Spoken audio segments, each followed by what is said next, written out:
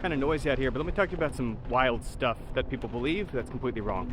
One thing that happens is after you worked for a company for not very long, you start to call them we as opposed to them, thinking of yourself as if you're a part of it. But see, that makes it sound a little too much like your interests and their interests are aligned, but realistically, that's not how businesses are structured at all. What's good for you often isn't good for them and vice versa. Take, for example, learning new skills or improving the skills you have. You might think that that's good for you, so it's good for them. Realistically, most of them want you to stay the size and shape that they hired you to fill.